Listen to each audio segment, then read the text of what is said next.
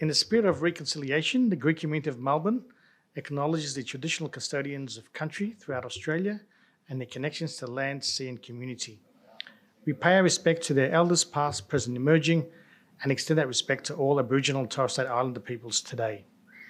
Good evening, Kalisperasas. Welcome to our fourth seminar of 2023 in the GCM's Public History and Culture Seminar Series. As I mentioned in the inaugural seminar this year, the seminars in 2023 will be almost equally divided between face-to-face delivery at the mezzanine when we have local or interstate speakers and online delivery when we have international guests. There will be no hybrid seminars, but we will be posting the presentations online after the event when we have permission from the speakers. And now that I've got your attention, a reminder that next week's seminar will be online only, and it will be delivered by Athens-based Dr. Kostis Karpozoulos, who's the head of ASCI, the Contemporary Social History Archives. His topic will be on Asia Minor refugees and the remaking of the Greek left. As of next Monday, we lose this mezzanine space at the Comedy Festival. So have a look at the program. Hopefully you can come to a few events. And the following four seminars will all be online with international guests. Then we return to the mezzanine towards the end of April, just around Anzac Day. Other housekeeping items. This Sunday, the 26th of March, 3 p.m. At the mezzanine level, we'll be launching Juliana Harpantidou's book, Sarka και Ωστά της Μακρινής Πατρίδας, a book capturing the early history of the Greek community of Melbourne. All are welcome and no reservations are required. So at the mezzanine level, hope to see you all here to support the book launch. Furthermore, our thanks to the Ancient Politikon Association of Melbourne for sponsoring this seminar. And finally, let's move to tonight's seminar by UNSW's Professor of Film Studies, George Kouvaros, who will be speaking on diasporic visibility in Sydney's post-war Greek neighbourhoods.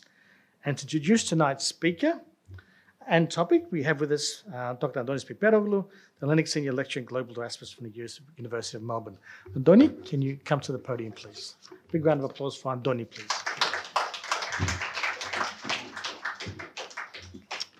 Thank you, Nick. Hi, everyone. It's a pleasure to introduce our speaker this evening, Professor George Kouvaros from the University of New South Wales. When I discovered George's book here, The Old Greeks, Photography, Cinema and Migration, in a pretty busy bookshop in Sydney, I was interestedly drawn to it. As I held the book and started to flick through its pages, I began to learn about George's distinctive childhood and his family dynamics. Like me, he has Cypriot heritage, and like me, he did not grow up in one of Australia's major cities. This, in my view, permits him a novel, what we could think of as an insider-outsider view on the diaspora experience that I think has a lot to offer approaches to the study of migration to Australia, but also I think studies of migration more generally. Skillfully utilising his extensive skill set that sits at the intersection of film and media studies, George's approach to the study of the Greek diaspora is new. It is, for someone like me who has become quite well versed in the study of migration to this land, uplifting and by extension extremely stimulating. As an object of critical inquiry, George's beautiful book does not rehash well-trodden and what is increasingly being viewed as exhausted and exhausting migrant narratives. We all know these stories, these exhaustive narratives, these stories of departure and arrival, of alienation and assimilation, of struggle and success, of celebratory contribution. No. Here is a book published by a credible Australian publisher which presents the language of photography as central to gripping the layered experiences affixed to our memories of migration.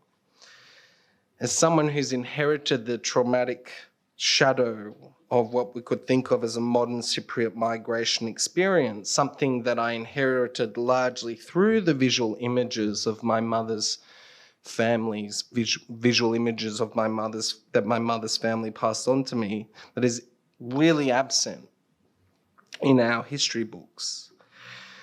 Drawing on the events that surround the arrival of George's family in Australia from Cyprus, as the book's blurb notes, the Old Greeks traces how film and photography serves as toolkits for making sense of the experience of migration at the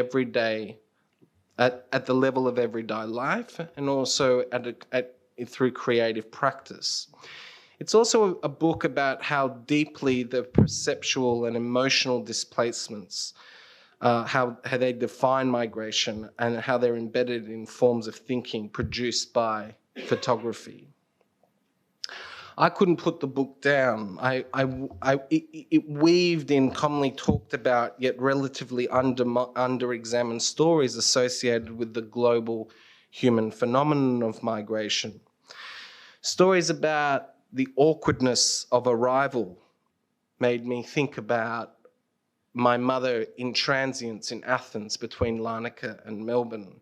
Stories about the uneven nature of our routes to elsewhere. Stories about the roughness of return. Stories about the constraints of kinship. Underlying George's neat tapestry is a pinpointed claim that photography literally captured and captures our memories of the intimate generations before us. By delicately honouring his mother's life journey, a journey that began in British Cyprus, carved through London's Camden, was diverted by divorce in South Africa and then onwards to a fish and chip shop in Newcastle, George informs us of the multiple meanings that can be found in family photographs. For George, quote, having one's photograph taken and leaving home are part of the same impulse. The story he eloquently tells us in the Old Greeks is infused with the meaning of reflection on pausing and taking time to make sense of the subtleties that can be read when zooming in on detail. It is an attempt to account for what was made possible by his forebears. It is also a gift that acknowledges separations and losses endured, as well as the opportunities that such rifts and costs afforded. His book assists readers to face the difficult truth that family photos not only support memory, but simultaneously undermine how we recollect. Indeed, the object of a photograph can have an uneasy defamiliarizing effect. They, in his words, trigger stories that best remain untold. Late last year, George and I found ourselves, I think it's safe to say, somewhat jet-lagged on a panel at the biannual Modern Greek Studies Symposium at York University in Toronto. And there was a certain flair, I think, I'm also safe to say, at the symposium, in so much that our little Greek-Australian contingent, which also included Nick Dourmanis, also from the University of New South Wales, had arrived with a certain purpose, credibility, and authority in Greek diaspora studies. There was, from what my Canadian American colleagues shared with me, a collective feeling surrounding George's presence. Younger and older academics, Greek Canadians, Greek Americans had read his book. They were inspired by its insights. In delving into the themes of migration via the photo, both the still photo and the moving image, George amplifies his talents in film and media studies by giving the study of memory and migration a new visibility. Tying post-war Greek migration with the shift in photography from the domain of what was a pretty elite hobby to an everyday common usage allows us to see what we could think of as a migrant photo nexus, in which we can consider the photographic medium as playing a pivotal role in enhancing our understanding of the movement of peoples within and across borders. Cameras, after all, documented, enabled, and controlled human movement across geographical, cultural, and political divides. Their operators, be it a government officer, as I'm pretty sure the person who took this photo of George's mother was, or our aunts and uncles, or our yayas and bapus, literally captured moments in time in which the dynamics of migrancy, be it voluntary or forced, is preserved visually. In doing so, they help make observable the motivations for and effects of our forebears and ourselves as mobile actors. Indeed, the photos showcase a tendency for us to manifest, publicize, exhibit, and perform, both to our internal selves, to our families, and to our evolving diaspora communities. Tonight, George's talk is titled Diasporic Visibility in Sydney's Post-War Greek Neighbourhoods, and I think many of us in the room are well placed to consider George's reframing of Greek Sydney suburban life via our own personal visual archives and the associated meanings that are attached to our own visual cultures here in Melbourne. Be it framed on the mantelpiece, hanging on our walls, cushioned between plastic sleeves in now rarely opened family photo albums, or accessible in ever-growing digital clouds, a reconsideration of our migrant visibilities has the potential to regenerate the landscape of our collective migrant experiences. As we will see, George has been busy since commencing the Greek Australian Archive in tandem with the Greek community of Sydney and the State Library of New South Wales. He has moved away from his careful focus on his personal family photos, although I have no doubt that they still spur him and guide his interests. And he's begun to tap into a plethora of what I call the visual data of our amateur migrant archival worlds. The home photos of Greek Australia, of our front and backyards, of our family holidays and picnics, of our birthdays, of our first days at school, of our garages or gardens, of our cars. If you're lucky enough, you might have a boat if you're in Sydney. Of our weddings, of our christenings. They act as snapshots that can open us up to new conversations about the dynamism of migration. And so it's with great pleasure that I welcome George to give his talk tonight. Thank you.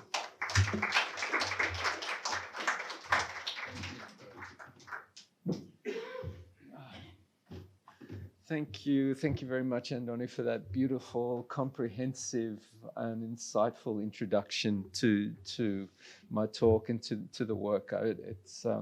It's a great honour to have someone introduce you in that way. So thank you, and also thank you for coming tonight. Thank you to Nick for the invitation. Thank you, man. Thanks for inviting me to Melbourne.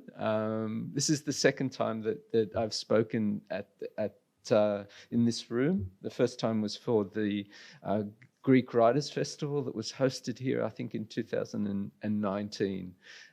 So it's great to be back.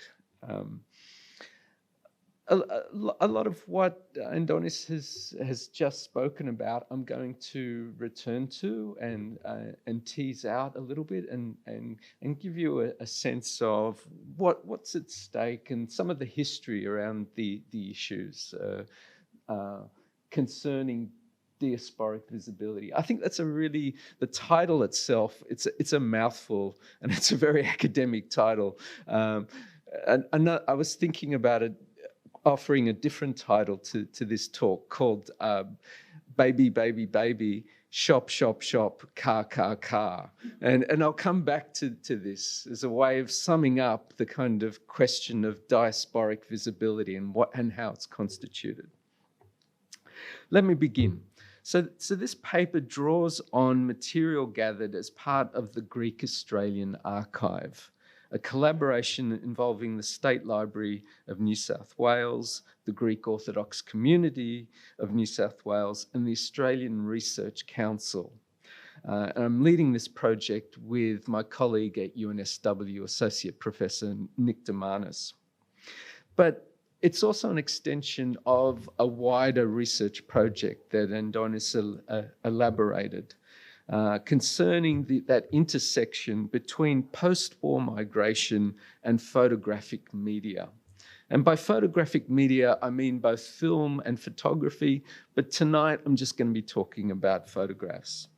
Now, the principal outcome of this bigger project is the book that Andonis was discussing, The Old Greeks, Photography, Cinema, Migration. Now, the story told in this book begins with an identity card photograph produced by the British authorities in Cyprus in 1957.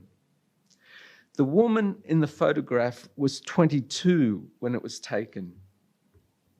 Earlier in the same year, she'd returned to Cyprus after spending 4 years in South Africa.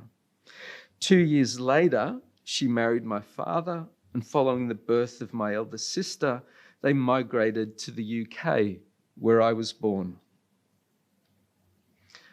On one level, what I see when I look at the identity card is how she's seen by the colonial administration. Her race, father's name, birthplace, date of birth, religion. These are the administrative details that construct her identity as a British subject.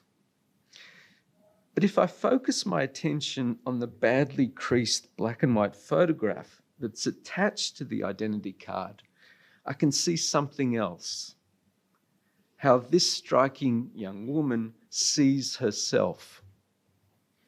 She may have grown up in a small village. Her schooling may not have gone beyond a primary level, but the person in this photograph is someone who sees herself as modern.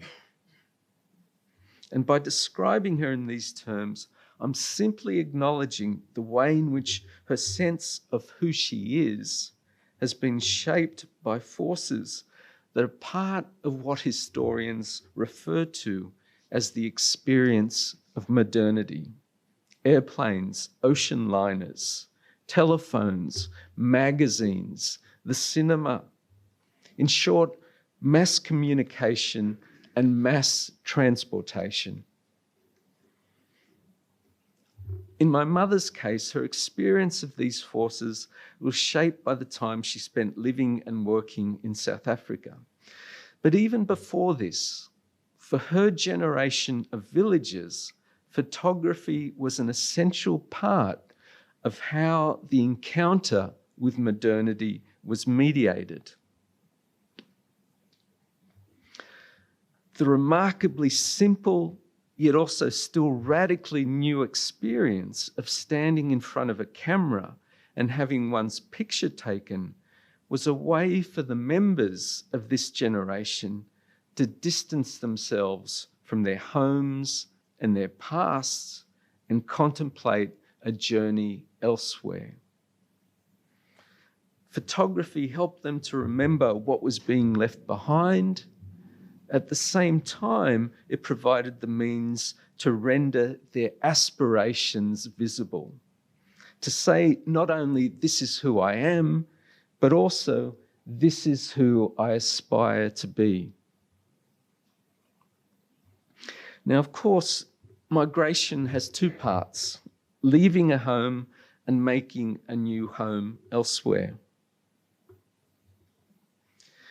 The Greek Australian Archive is a collection of oral histories and photographs that document the everyday encounters and forms of adaptation that were part of this process of homemaking. I actually jumped forward a slide. I meant to be on that one.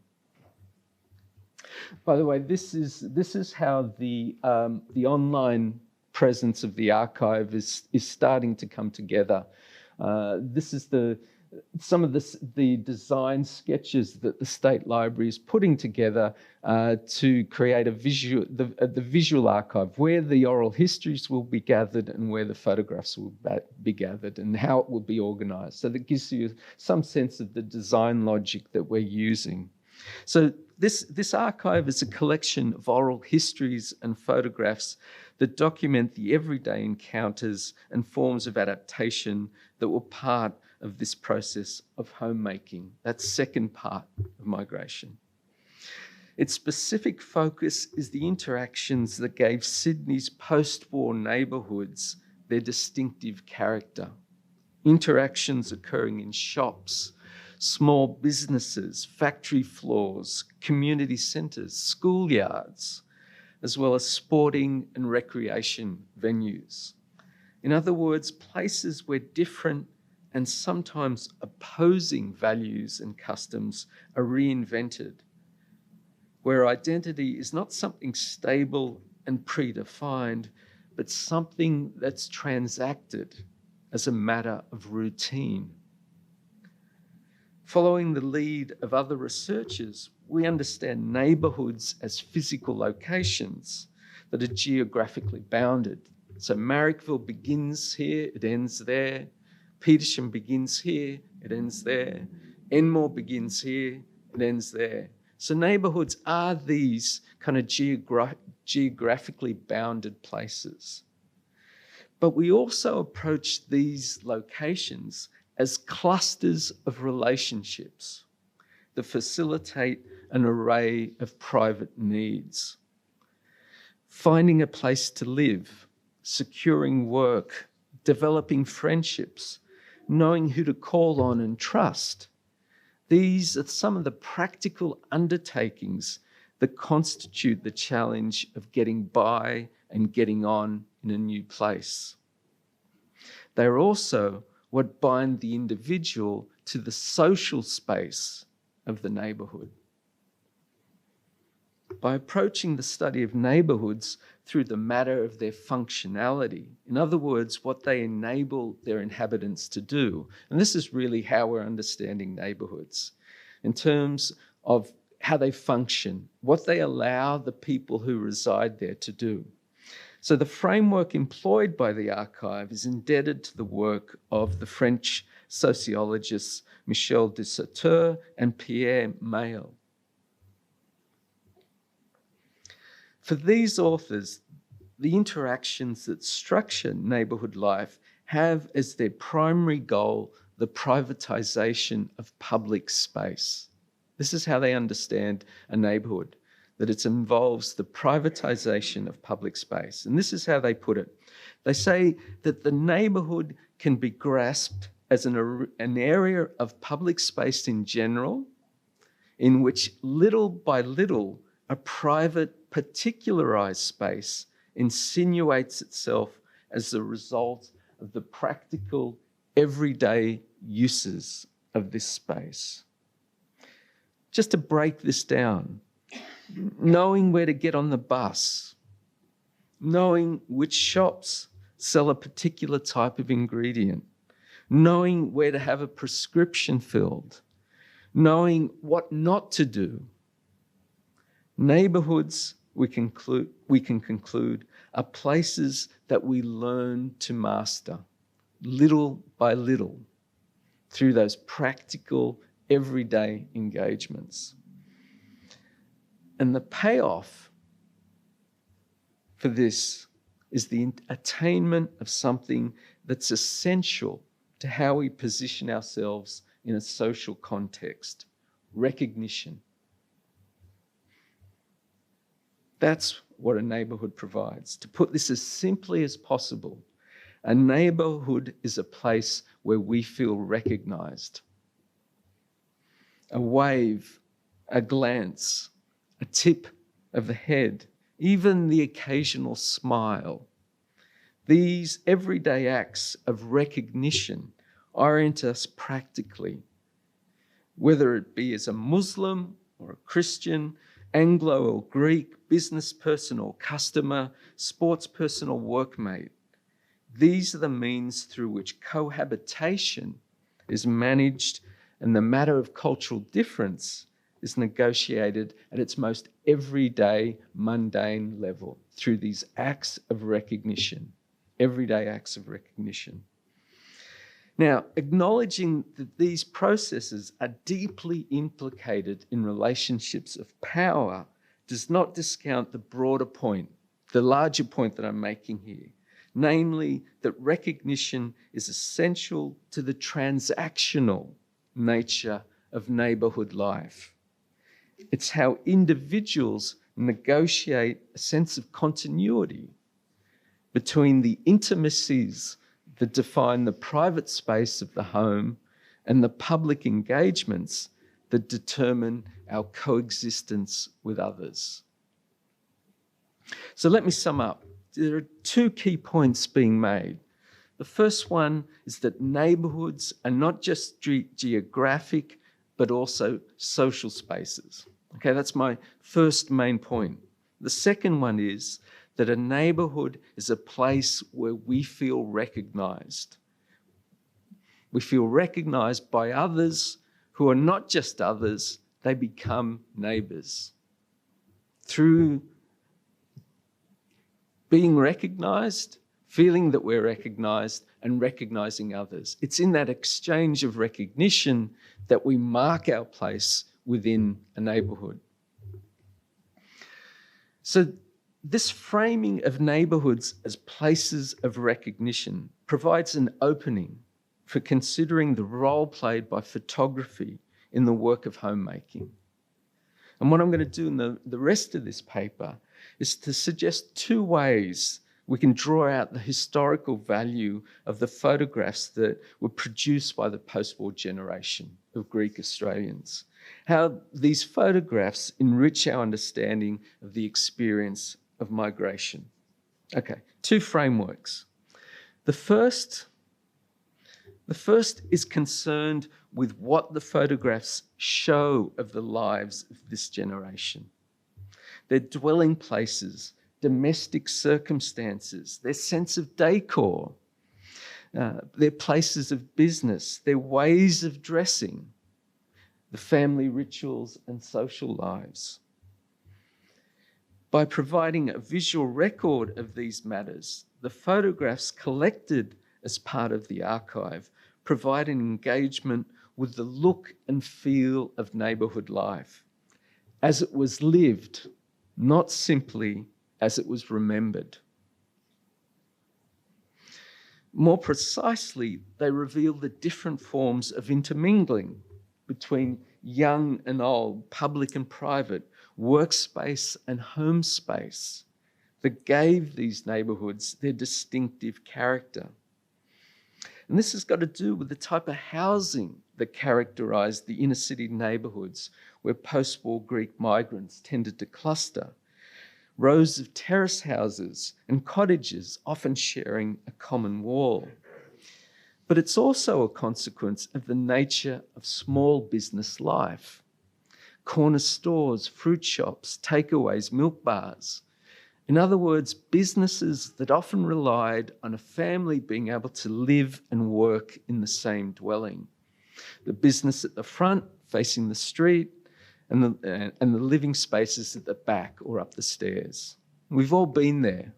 We've experienced this kind of domestic life, this kind of way of living, this intermingling of public and private workspace and home space. Now, structured into the operation of these businesses were forms of labour where different generations worked side by side, and opening hours that went beyond the standard 9 to 5, Monday to Friday routines that governed working patterns in the host communities.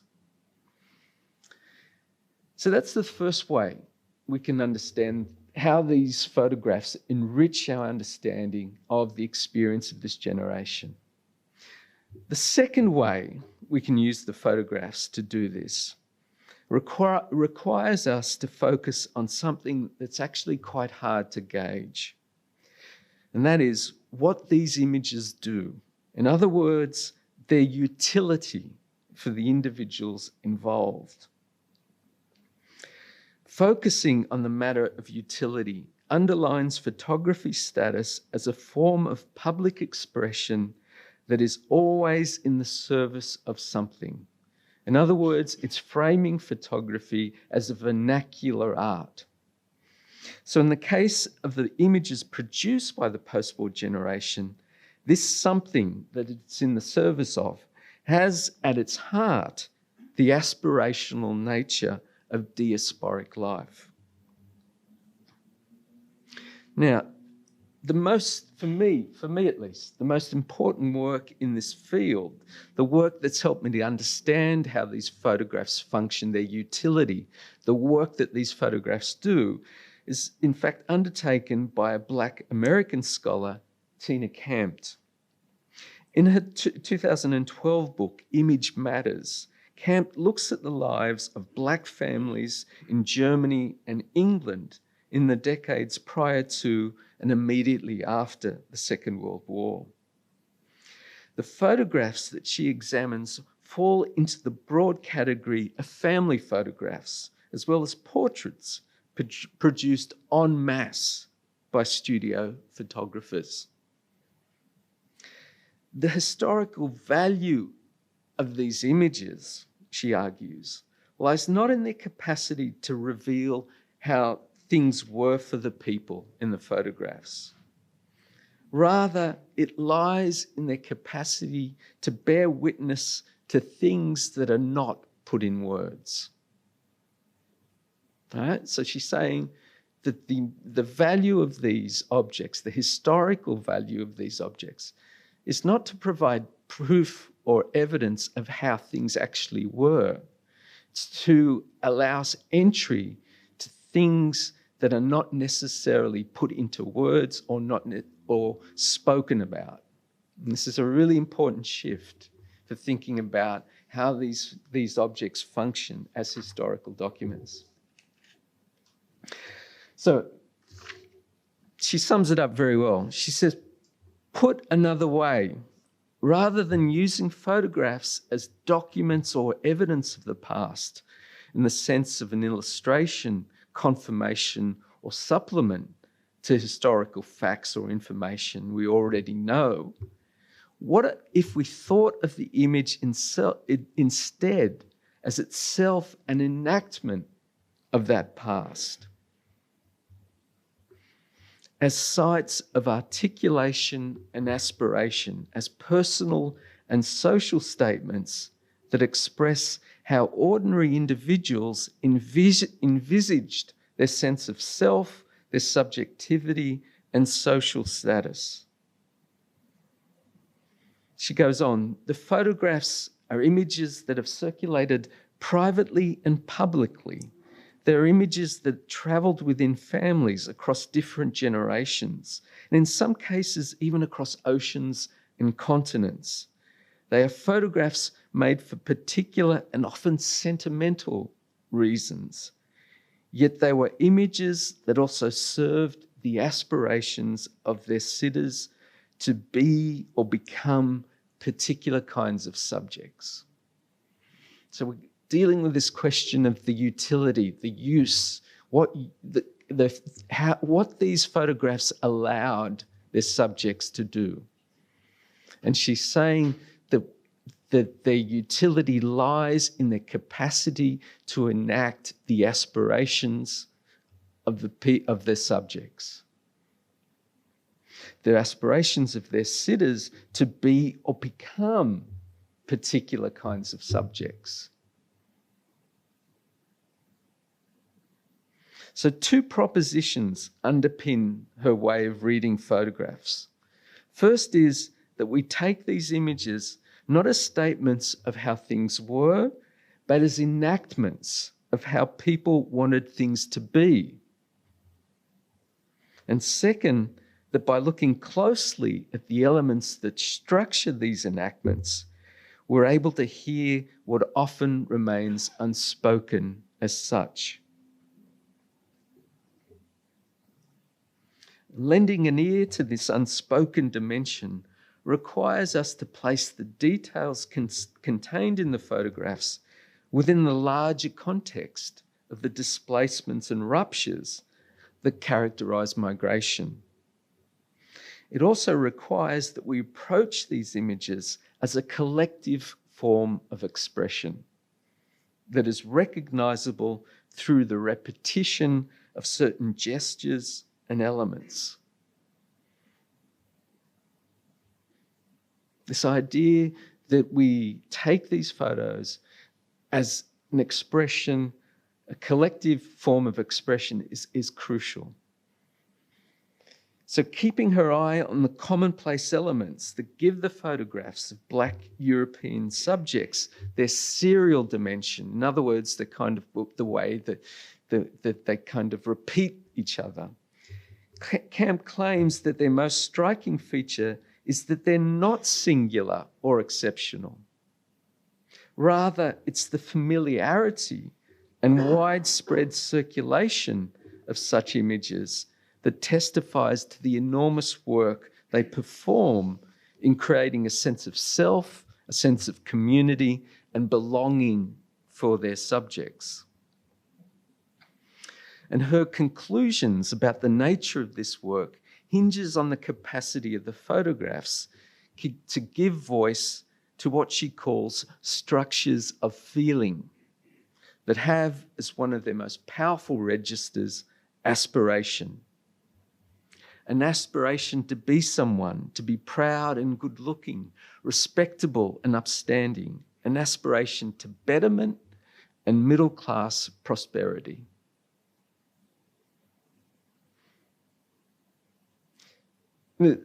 Another way I can approach this is to describe what we do within the archive. When we go to a subject's house to do an oral history, either at the end of the recording of that history or before, we take a photograph of the subject as they are now in their house, but we also ask the subject before the interview and the pre-interview to bring to the interview a photograph of themselves at the time of their migration. And quite often this becomes a trigger of seeing a whole album of photographs of who this person was, not now, because we've got a photograph of that, but as they were when they migrated. And after you do 70, 80 interviews, two responses immediately come up when you see these photographs. And they come together simultaneously, these responses. On the one hand, I've seen this photograph before. This photograph is incredibly familiar because I've seen it almost 1 million times already. And the second thing that comes up is this photograph is singular. All right? These two things that are seemingly paradoxical are actually coexistent with these kinds of photographs, with the kinds of images that we're collecting as part of the archive. A sense of seriality, commonplaceness, repetition, at the same time as there is a sense that this particular trope, this particular kind of drama that we have seen many times before is being enacted in this photograph in a singular way. Right? Repetition and difference. And it's one of the interesting things, one of the metaphors that I've drawn from the work of other researchers is to describe this process of repetition and difference in terms of musical analogies. And Tina Camp, she says that these photographs, after a while, it's like a familiar tune that you've heard people humming for years over and over again. It's the songbook of migration, I like to call it. The way in which certain kind of melodies, certain kind of tropes, certain kind of gestures repeat themselves across every family's photographic collection. Yeah.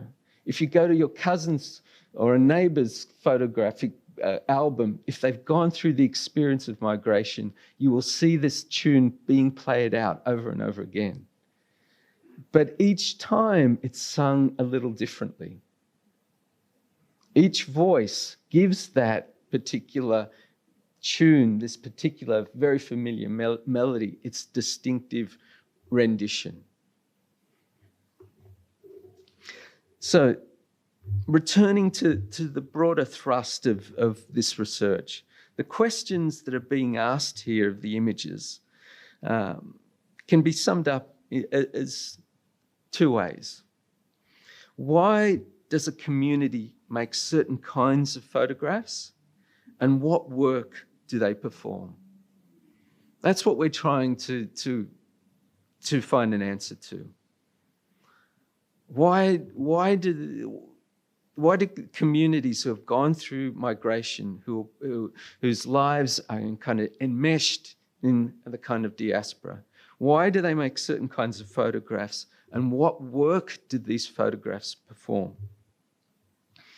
So this approach allows us to double down on our previous assertion that a neighbourhood is best understood not simply as a physical location, but also as a cluster of relationships that have as their key goal the attainment of social recognition. Now, to put it too baldly perhaps, the photographs produced by the post-war generation of Greek migrants endeavoured to facilitate and manage the terms of this recognition. And they did so in ways that are highly conventional. Baby, baby, baby, car, car, car, shop, shop, shop, and marked by telling moments of individuation. Now, the rendition of baby, baby, baby, car, car, car, shop, shop, shop in a suburb like Redfern looks very different to its rendition in a suburb like Dover Heights or Manly, for example. By putting a face to these differences, the photographs highlight some of the cultural, political, and class differences that are often overlooked in discussions of migrant communities. More generally, they show that occupying and being part of a neighbourhood is a dynamic process that involves not simply conforming to familiar types, but also managing difference. And one of the best accounts of how this difference operates comes from the work of the American writer Philip Roth. And in this quote, he's talking about his father's history as the firstborn son of Eastern European Jewish immigrants that settled in Newark in the years between 1870 and 1910. A son who spent the best part of his life negotiating between the customs and traditions of his Yiddish-speaking parents and the demands of a fast-changing society. Assimilation is too weak a word, he writes, conveying too many negative connotations of deference and submissiveness, and proposing a story insufficiently gritty to describe this process of negotiation as it was conducted by my father and his like. More apposite is the idea of a two-way convergence, a vigorous interchange in which Jews discovered America and America discovered Jews, a valuable cross-fertilization that produces a new American type, the citizen formed by a fusion of allegiances and customs, a dense and lively matrix of feeling and response. Now, the beauty of Roth's description is that the process of settlement is not about joining together of things that are predetermined and static, in our case, Greek and Australian. Rather, it's about the convergence of competing forces, energies, and drives, and how this convergence produces something distinct, something local, and something always changing, a dense and lively matrix of feeling and response. The photographs taken by the post-war generation allow us to glean some of the tensions and competing forces that were part of this process. They show how this generation made themselves visible to those nearby and to those thousands of miles away. Placed alongside the memories recorded in the oral histories, they'll help us to construct a richer understanding of the complex nature of post-war Greek Australian identity, what I call its newness. But in addition, they'll show us something about this work of identity formation that goes beyond what a person remembers or is willing to talk about. They'll show us how it appeared to the camera. This is John Berger. All photographs are a form of transport. And what Berger means by this statement is that the taking of a photograph is one way in which we connect the here and now to an elsewhere. It's how we begin the process of seeing our houses, our homes, and ourselves not as fixed in place, but as able to be reassembled and rebuilt elsewhere. Now, complicating Berger's proposition is the fact that photographs are also a way of putting down roots and creating forms of visibility that bind one to a larger social group. To be successful, to raise a family, to be respected, to have friends, to be included. For the post-war generation, none of this came easily. That their photographs show little evidence of the racism and prejudices that they faced is not surprising, but nor does it diminish their historical value. Rather, it underlines an essential aspect of the history on show, its pragmatically utopian dimension. Now, writing about the photographs of post-war Afro-Caribbean migrants to the UK, Camp identifies a desire to transcend the disappointments and limitations of the present that is neither escapist nor naive. For what motivated the migration of both this generation and so many others was an explicit and unyielding investment in betterment and futurity. A future that would create a better world and more possibilities for their children and their communities, as well as for themselves. And Camp is echoing the late, great British scholar Stuart Hall, who proposed that identity belongs to the future as much as to the past. In other words, that it's something that we project ahead of ourselves. It is who we will become. Our identity is projected into the future, into a future that we work towards. Not just our identities, the identities of our children. This is that idea of futurity and betterment, the pragmatically utopian dimension of these photographs. It's a lovely term, pragmatically utopian.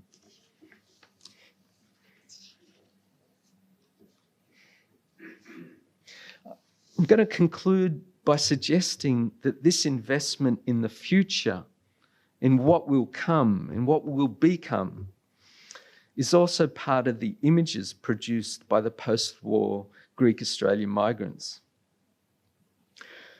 So on one level, the neighbourhoods that we see in these photographs are part of the past, renovated out of existence and transformed by multiple waves of migration and gentrification. They don't exist anymore. But on another level, and viewed in the context of the aspirations that they show us, these neighbourhoods are also still to come. They're still waiting for a generation with the means to realise the aspirations they enact. So who lives in these neighbourhoods? We do. It's our lives that have been prepared for in advance. Thank you.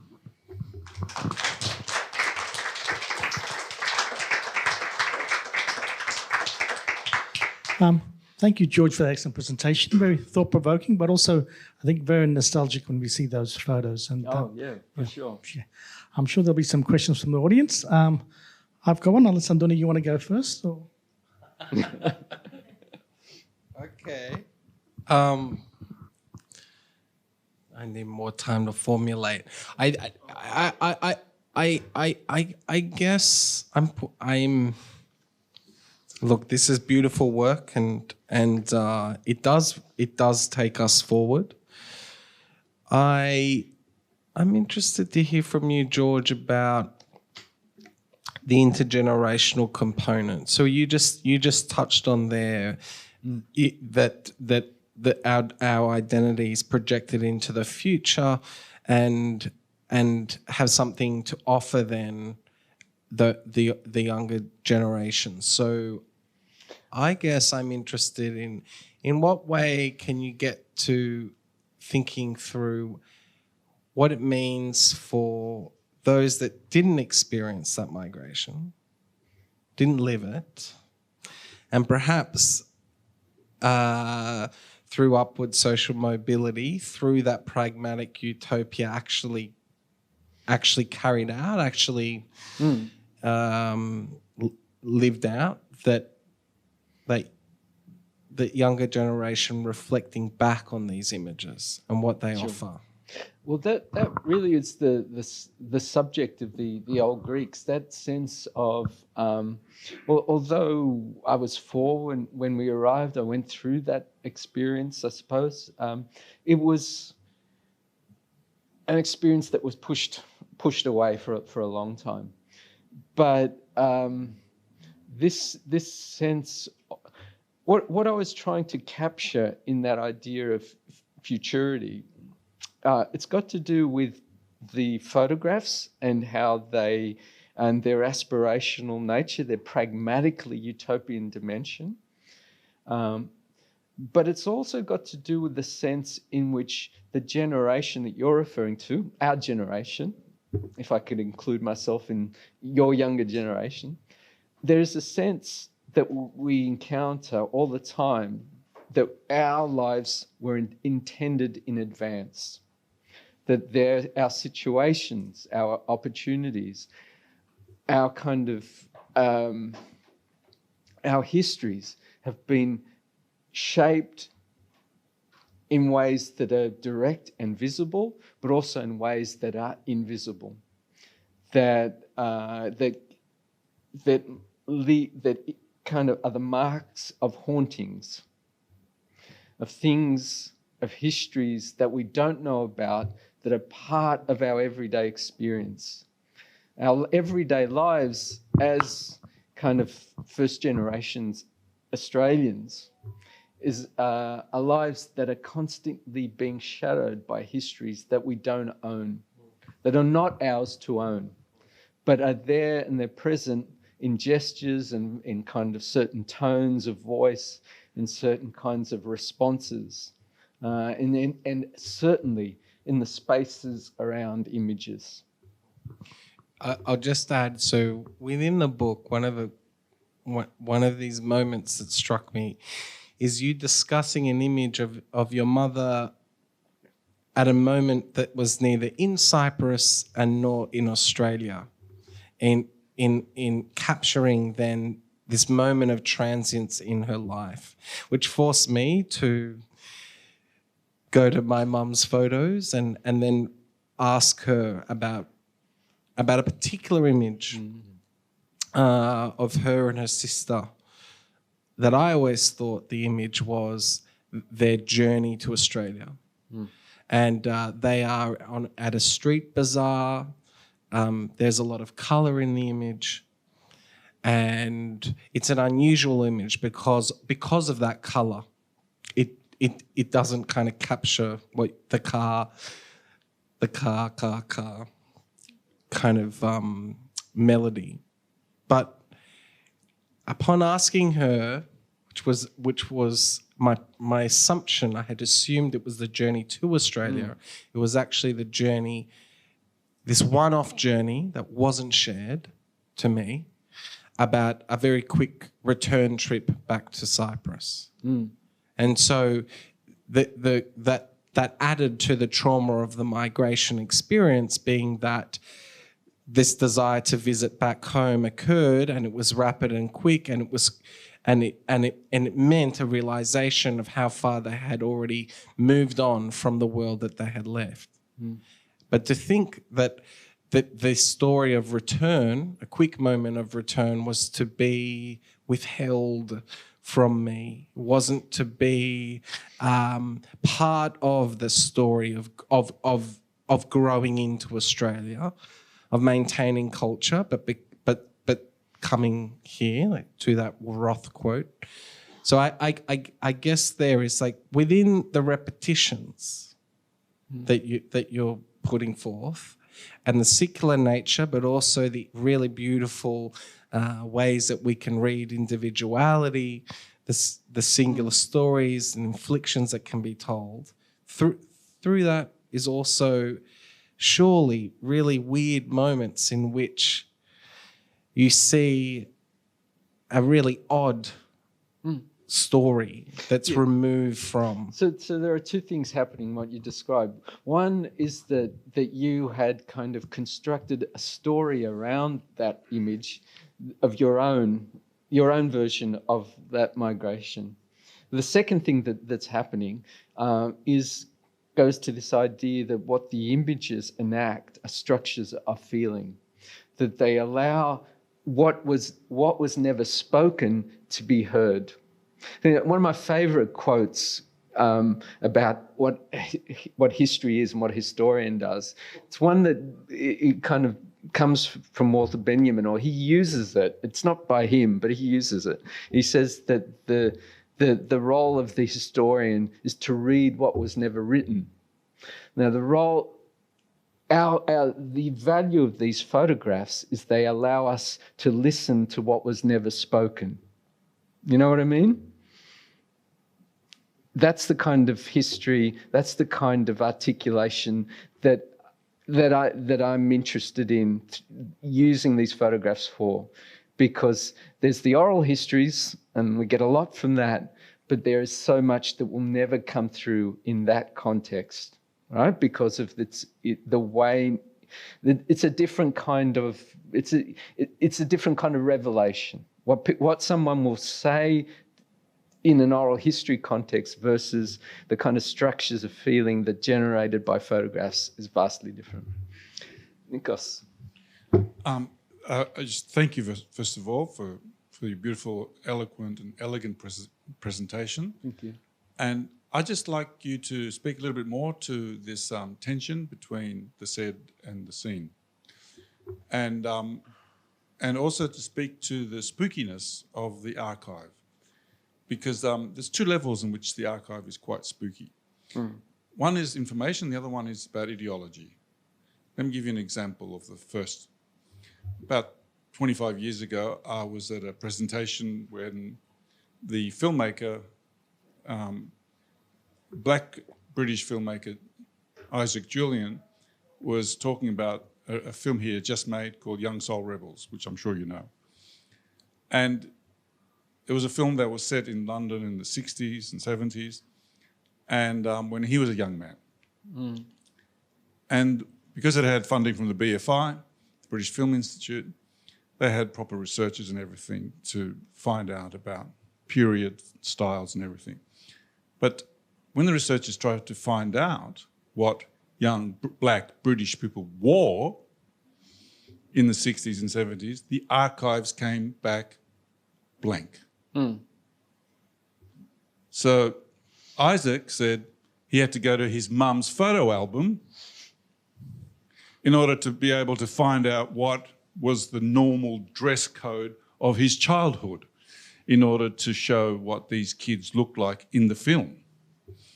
And so the private archive had to function for the absence of a public archive. Yes. Yeah. So there we have this sort of conflict between Yeah. what the state is meant to be gathering as a representation of itself and what the people were constructing in terms of information. Yeah, and information and aspiration. There's the second part, aspiration, goes to my second point about ideology. And this is where I want you to also elaborate a little bit about this tension between the seen and the said.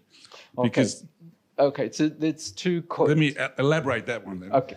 And so in terms of this question of aspiration, I agree with you in terms of these points about futurity and betterment.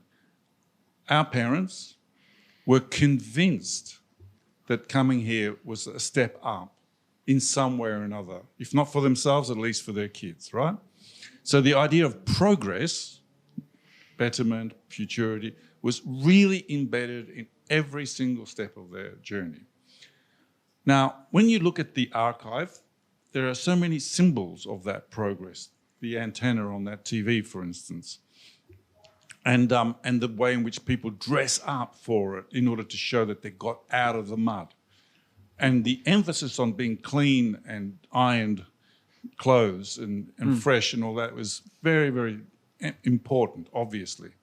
But when you look back at that archive now, the spooky thing was when the private archive gives information that the public doesn't. The spooky thing is when you look at that aspiration now is you go, what happened to the hopes for the next generation? Does this next generation feel a conflict when they have to confront the high hopes for betterment that the parents embodied and that the next generation now treats with a bit of disbelief? Yes. Okay, so I'm trying to claw back to the question part of that beautiful articulation. First part concerns you raise the issue of the tension between the spoken and the seen, right, Nikos? Yep. Now, for me, that first thing I would add to that, to our understanding of that tension, is that there isn't a kind of necessarily a break between the spoken and the seen. We need to think about the relationship between the image and the noise around it, the kind of murmurings around the image, as not a kind of there's no break. If we're thinking about structures of feeling, we also need to think about that. We need to add a kind of sonic dimension that comes from the speech that is around the image. And we're thinking about these images not just as kind of abstract things, they are material things, they're paper, right? They're things passed on, they're things kind of touched, they are things that are behind plastic, they're in an album. They have a material dimension. They are caught up in a kind of relationship of touch, exchange, kissing. My God, how many times my mother has picked up a photograph and kissed it? You know what I mean. So the image here is not just registering at the level of sight, the scene. It's not just that. It's registering on the level of touch, and it's also registering on the level of sound. And all these things break down that kind of separation. It's just that our capacity to register those things and to kind of incorporate them in our understanding of the effective field around the photograph. That's our challenge, right? All right. So the second point you want to make around the second issue that you raised, really important issue about the kind of the private archive and the kind of aspirational nature of it, and what happens to that aspiration. It's so in other words, what we do with those expectations. And I'm talking about any generation, really. It doesn't have to be my age group or someone younger or someone older. It's that sense that that your coming on earth was intended. Again, this is Benjamin's sort of this idea, that sense of being caught between a past that is no longer and a future that's not yet. That sense of being in between times. The past that we carry with us and a future that lies ahead of us. How we deal with it. Yes, please. A very simple observation. Everything you have defined about the repetition and the singular, the sound and the coming expectation of what that might be at the coming to be, falls within the overall embracing, let me say, phenomenological thing, time. Yes. It's time because the singular is in the moment, split moment of the photograph being taken. But the idea of it as a repetition is that time does not stop. Exactly. So that is part of the kind of the thinking, that the type of thinking that's generated by these photographs. And let's sum it up by calling it generational thinking. And it's something that we are all obliged to do at some point. To think of ourselves not as simply individuals, but in generational terms. And to do that requires different things of us. It's to not only think of the generations in terms of what came before, it's to also think about what will come after us. So it's that idea of a kind of expanded sense of time that is, as you point out, Elizabeth, frozen in the photograph, but ongoing constantly.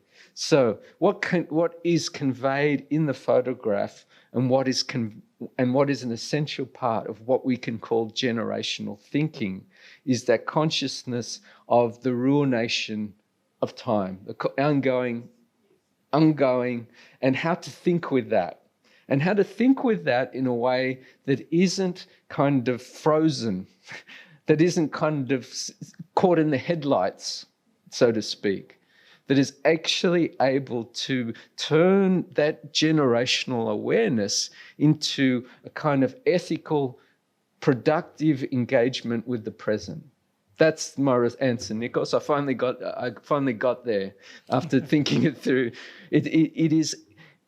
It becomes incumbent upon us. If we are to take generational thinking seriously, we have to locate what it means ethically to be aware that we inherit the expectations and the labour of a generation that comes before, at the same time as we are responsible for passing on something to the generation that will come after. Yeah. George, my family was part of the, let's say, later wave of Greek migration arriving in the early 1970s. When I think of that period and photography, the images that come to my mind is Melbourne being littered by photo studios, and after weddings there were all those sort of group photos and so forth. Is that something you come across with those interview subjects in Sydney? And also the journey, initially there was that collective identity, but now with time it's more an individual identity. Yeah. We've interviewed a couple of commercial photographers, or the wives of commercial photographers, unfortunately have passed, and we haven't been able to get into their archive. But the work of the studio photographers who came from Greece, often we did one fantastic interview with a guy who was an assistant for a photographer in Athens. And he would help the photographer set up the photographs, to do the props, to kind of put the film in the big old cameras.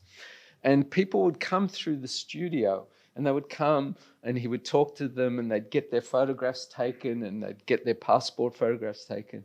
And he'd talk to them. And his idea and the whole notion of migrating to Australia came from talking to these people. He'd ask them, what are you here for? What are you doing? What are these photographs for? And they'd say, well, we're going to go to Australia. So after a while, he says, what am I doing here? What am I? I'm stuck in this studio, kind of putting film in and out. I'm going. I'm kind of, yeah. Was there a question from that? So, hi, stemming Hi. from what Nick said about the role of the photographer, I was just conscious of there's amateur photographers that are represented, but also those professional photographers. Yeah. And the types of images, as you mentioned, are very repetitive. Yeah. How instinctive is that, and how conscious in terms of the framing of the image? Look, the commercial photographers, they had to produce. I'll go back to Camp's images because these are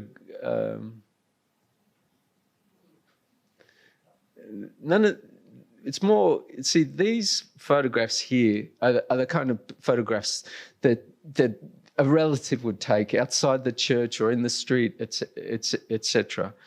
These types of photographs are the types of professional studio photographs. They have their tropes. Now, these tropes are easier to identify because we can see the same side table in one photograph and in the next. All right. So the repetitions in these kinds of studio-produced photographs are more overt. But so this does not discount the individuation. In other words, the singularity. The fact that this woman on my left, as her expression, her whole approach to the kind of, you can't see her face, unfortunately, because of the things, but her whole demeanor, how she projects who she is, differs from the kind of woman on the right. Now, if we go to these photographs, they too have their tropes. And that's what I was trying to do with that baby thing. They do have their tropes. They have their tunes, their sort of melodies. And the individuation is probably more visible because you start to see the street, you start to see the house, you start to realise, of course, that has to be in Redfern. That street, that kind of metal fence, they're all the marks of the particular neighbourhood. So it's in both the commercial context as well as, let's call it in the everyday context, you will still see that interplay between repetition and difference, between kind of seriality and singularity. And if you didn't have that, see, this is the interesting thing. If you didn't have that, these images would not be as powerful because their power lies in the fact that I can go into your home, your mother's home, I can go into my uncle's home or anyone's home who's been through this experience, and I can see the same story being told, but being told differently in each context. And that's where you can hear the emotion. You can, all that stuff when I was saying about this, the kind of listening to the photograph. The fact that these photographs, which on one level, they're not art photographs, they're not unique, but they convey their power through that combination of repetition, strong repetition, overwhelming seriality, but in each of those instances, an element of uniqueness. And that's part of photography, because photography will always capture that contingent moment. Again, thank you for your presentation. I was wondering whether you came across migrants portraying something particularly Australian, maybe more in the rural area, finding an enormous tree, an animal, something that you associate. We've got some great photographs of Greek families at the beach, at Neilson Park, for example, in Sydney. I don't know if you know Neilson Park in Sydney. Yeah, one of the harbour beaches. The way the Greeks took to that was one of the themes that we were exploring: recreation, entertainment. We got some great photographs of well, Greek nightclubs are Greek nightclubs. You know, they're wonderful photographic things. But photographs of Greeks during picnics, doing those, and at the beach, all that sorts of things. I was actually thinking of what a rural Australian might be proud of. Yes. Their livestock. Yeah. Yeah.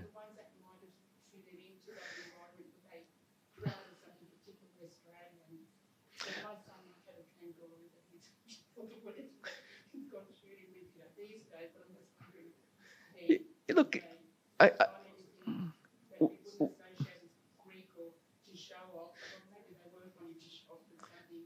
but we don't have many photographs of Greeks on farms, but I would say that what you're describing is that process of kind of that matrix that Philip Roth talks about. Yeah. Because it's not just that they're doing something particularly Greek. They're not doing something particularly Greek at all. What they're doing is negotiating and creating something Greek Australian, right? And that doesn't involve taking an ingredient that is Greek, taking an ingredient that is Australian and kind of already predetermined. It's actually transacting that in that moment, creating it through this creating this new American, this new Australian type. We've always got to focus. I think it's a mistake to sort of see these parts as predetermined things. It came together as something new. It's that newness that these photographs capture, the newness of what was created by this generation. Okay, I might take one final question before we close proceedings. You go back to your last slide, or the TV. Oh, TV. You want to have a look at the TV? Yeah. Okay. Can I ask one on the last one? Can I say the last one? George, no, I'm okay. I don't want to know. Okay. Just take it. Are you happy? I'll hold it for you, Ella. I wanted to ask you about in social media. I have observed, like in Facebook, there are some pages with all Greek Australians, and they like, it's the second, I guess, or third generation, and they like to show their parents, photos of their parents, and saying their story, their family story, and they usually select photos of their parents in the 50s and 60s, and their mothers are always like Jackie Onassi, and like dressed very well. I mean, you see them and you don't think that they're immigrants or that they're workers, that they're poor. They all look very smart. And that's usually, I think 90% of the photos are photos of their parents looking very good. And they're saying, you know, the story is about the same, how they came, they worked very hard, sacrificed their lives for their kids, and now we're blessed, blah, blah, blah. But the photos are always from the 50s and 60s in black and white. Yeah, there's a lot happening at that moment. I know exactly what you're talking about. Yes, you're right. There is a kind of construction, a kind of revisionist project at work. But at the same time, I also think there's something that is more akin to Nikos's haunting, in that what is being seen in these photographs is a history that is not theirs. What they see is something that haunts them, that disturbs them. And it's this seeing someone who is utterly familiar, who you have kind of has been there every day, but seeing them as they were before you, without you. It's that idea of seeing what history looks like without you. And this is what is driving those moments. On one level, it is pure revisionism. And it's the standard tropes of migrant history, about hard work, etc. Yet, I also think that the prevalence of it, the kind of what you've described, testifies to that level of kind of haunting, that experience of seeing someone without seeing a history that is both yours but not yours at all. Okay. I'll take one final question. Hi, sorry, was it a question? Just a final. I think could we have her at the back as well after? Yep. Yeah. George, thank you very much. Yep. I'm finding tonight's presentation very refreshing because I'm actually a daughter of a photographer. Oh, wow. So I've watched and listened and I'm just taken back by emotion. Yeah. Now, being the oldest in the family, my father was the photographer in Greece that would take the passport photos. And everyone was taking passport photos and going to different countries for migration. And he's like, what am I doing here? I need to take off as well. Yep. So, of course, Australia was the lucky country. Yeah. And he was also the photographer of a famous Greek studio here in Melbourne, Chioni's Photo Studio. So he photographed from 1973 onwards. So when I see and I hear about repetition, I got to see the repetition from the other side, the props. Everyone stood exactly the same way. They were photographed, the dresses, the wedding dresses, the portraits, the churches, whatever it was. So it was actually quite fascinating to see everybody. It was their highlight. Yeah. It was their dress-up moment. It was their, get up on stage, along the famous stairs and the backdrops and everything else. So that was really fascinating. Now, to also see when the photos were taken, but as a child, that was my playground. That's what I grew up in, and going off to the gardens and the churches and the studios. But later on, though, being in the darkroom, because he used to develop all these as well, and to just watch these photos just appear and form from black, from a white paper was phenomenal. But my point is tonight's presentation was absolutely gorgeous, in the sense of touching emotion. And you brought up my emotion. That's why I found it very challenging to even bring up so much emotion in just a few words. But thank you. Oh, thank you very much. Thank you for that. Did you get high in developing chemicals? Or? Oh, there's a lot of We'll talk after. Hello. Hi. Thanks for your presentation. I'm sorry I came late. So that's okay. I quite like to continue about the conversation about the haunting and what's really spooky. How we're talking about people getting dressed up as Jackie Onassis, being in an unfamiliar trope, and also standing in a landscape knowing that they're not going to be in that familiar landscape anymore. So continuing that conversation in the future, which is an unknown. Yeah. Right? That's one thing I kind of want to talk about the spookiness about. And then there has been some research on second generation and elicitation of stories. Elicitation of stories. Yeah. And underpinning all of that is the trauma.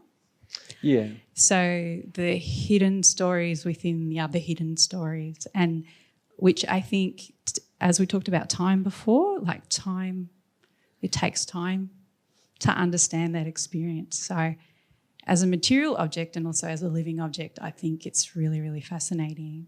Yeah. And in terms of, I guess, mass production of memory at the moment, does it change the spookiness? I look to the final bit of your comment. I think it does, but I can't put my finger on exactly how. But I think you might have answered it yourself in talking about saying that it takes time for certain things to emerge. The sense that as material objects, right, as paper, these things often, these objects often appear long after they were produced. You often come across these things at the bottom of a drawer. You often come across them when you're looking for something else. So I think that loss of the material status, their paper status, has changed that relationship fundamentally in a way that goes to your last question.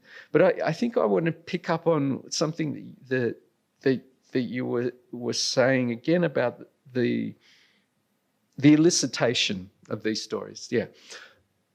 One thing that struck me about this question of how we respond ethically to these histories. One thing that I'm coming to sort of realize is that we have to accept what we don't know. That a lot of the stuff around photographs and their historical function and the question of memory often works on the presumption, or has as one reference point a model that the photograph will enable a return to the past that will somehow result in a knowledge that will clear the trauma. That's the kind of trope, the Freudian trope. One thing that I've learned through the research on photographs, through writing the old Greeks, is the importance of accepting that an essential part of our knowledge is what we don't know. And acknowledging that we don't, that these gaps are not simply gaps, but a fundamental way in which we relate to other people that doesn't necessarily have to be a negative. There's this kind of compulsion to kind of uncover, to find out, to break, to kind of, to reveal the secret that dominates so much writing in popular culture and literature. But there's another strand of thinking, philosophical thinking, creative thinking, that believes that non-knowledge can be as productive and kind of can serve as the basis of care and of love, and is not necessarily a negative thing. To realize that we don't have to know everything about our parents, that we can still maintain that intimacy. It's a sort of it's a different idea of intimacy that allows space in that relationship for what we don't know and what we shouldn't know. All right. I think we might bring things to a close. You can just go to that last photo of the TV. The last photo? Yeah, absolutely.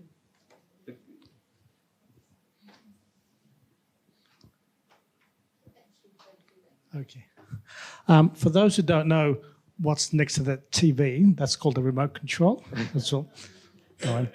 Just trying out a Joe Avati joke, that's all. George, that was an absolutely fantastic presentation. Thank you very much.